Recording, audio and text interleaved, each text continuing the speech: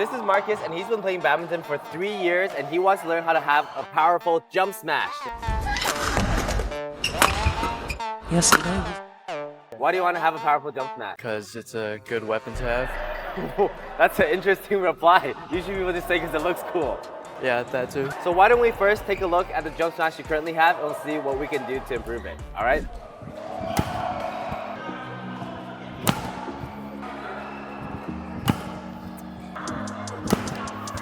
Overall, I would say you have no technique, okay? You're playing purely by feel, which is not bad. So today, my goal is in 30 minutes, I'm gonna give you a 20% improvement on your jump smash. So we're gonna find out what are a few things we can fix right now to make you instantly better. Number one is, what racket are you using? Astrox 77 play. Usually I don't tell people equipment is the problem, but for you, equipment is the problem. So number one is your strings are way too loose.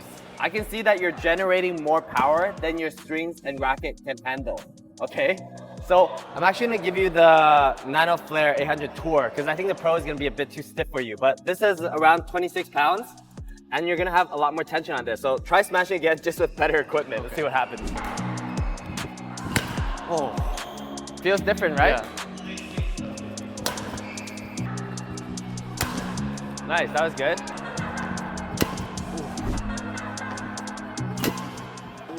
So the thing about when you're using a good racket right now is, what's the difference from the feeling? The strings feel harder. Harder? The Yeah. racket also feels harder. Yeah. Everything's more compact, right? So if you miss, it's gonna be really bad. So right now, before we work on fixing your swing, all that, just focus on hitting it accurately on your racket, okay? Not full power, just accurately. Good. Good. So right now we fixed the equipment problem. Can you feel that when you hit it well, the bird actually leaves your racket? Yeah. You feel the difference in your old racket. Old racket, when you hit it hard, the bird still doesn't really want to leave, right? That racket will never give you enough feedback on your hand to know what to improve or what the problem is. This one, when you hit it bad, you can feel it, right? It doesn't feel right. Second thing right now we need to fix is your grip. So how do you hold your grip? Show me. Where did you get this grip from? Class. Class? So right now how you're holding it is like doing a trigger grip. You play violin. The thing about what the trigger grips do in violin and golf and all of this, it's actually for you to relax. In badminton, we're not trying to relax this finger because this finger is actually where our power generation is coming in. So by relaxing a trigger like this, that means we're only swinging with this part and we're not pushing down on it, okay? So what we want to do for our grip is, first, we want to come in like a handshake. And when we're smashing, we want to imagine that it starts from down here, we grip it, and it goes all the way to our index finger and pushes forward. Do you imagine that when you're smashing right now? Like, is it releasing all the way through your fingers into the racket or no? Where does it stop? My wrist. Yeah, that's what I imagine. Your wrist is probably doing something like this, right? So the power stops here. So, Let me show you a quick example. So this is something if it was just pure wrist, right? It's pure wrist. Okay, but if I let it release all the way through my fingers, look something more like this. Do you see the difference? It's same swing, same power, but by releasing more into the fingers, you also release more power into the tip of your racket. Right. Okay, so let's try a few more, just focusing on that. And as you get comfortable, you can start adding a little bit more power, but remember, it has to go through your entire hand into your racket. Okay. How was that one? I was using too much wrist. Okay, keep going. How's that one? Still How's that one? better. That one's good, right?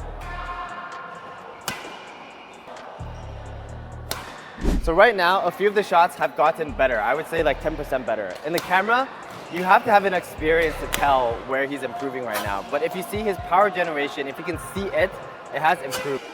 You know that our goal is to have the maximum head speed. Another thing is with our grip, okay? Right now, you're holding it in the center of your racket. If you want to have a fast head speed, what do you need to do? We need to have more speed, right? And more speed, you probably need to hold it further so you have more weight on your racket. Hold it in the middle of your racket and do 3 swings. Yeah. Now hold it all the way back and do 3 swings. Do you feel the difference in the Feels weight of faster. the racket, right? So this is, of course, when we're playing, we're always adjusting. But when we're smashing, we want more speed into the head, right? Look at this, look at your swing and look at my swing. Just listen to the sound, try. Yeah. Okay? Yeah. Right. Right. So just try to remember things as you can, but the goal is maximum head speed. Okay. Yeah, release the power. Remember, we're releasing our power, okay? Not stuck at the wrist. Nice. Okay, one thing we're gonna try adding real quick right now is your swing is really small. Remember, our goal is still the head speed here, right? Racket back, releasing power.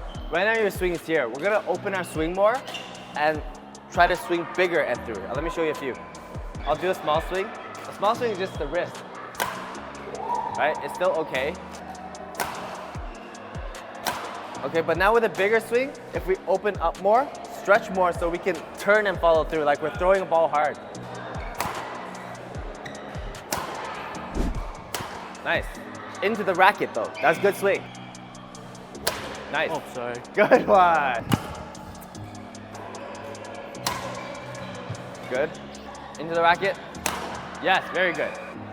Into the racket. Nice. All that power into the racket. Very good. Beautiful. Can you tell the difference? Yeah. What's the difference? The follow through, like I'm not cutting short. Is that the only difference you're feeling? Everything's faster. So right now, I would say in terms of how much power you're generating into the bird is you're doing it at like 80%. So that means you're using 100% energy, but 80% is going into the bird. One more thing into our swing right now, which is our legs. So we have the big swing parts, right? How do we add even more speed? That's by turning our body, okay? So there's two ways to turn our body. One is just by rotating our core. So instead of thinking of just our arm swing now, it's everything leads from the hip and turn. And then eventually, if you get comfortable, you can add in a little jump. A jump is gonna let you turn even more.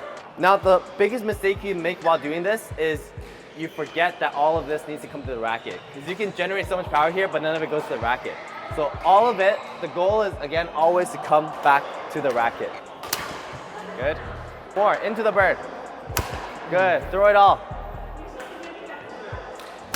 Good. So right now, you're using 100% power because you don't know how to properly flow through and generate power, right? What you should be aiming right now is, this feeling you have right now is good.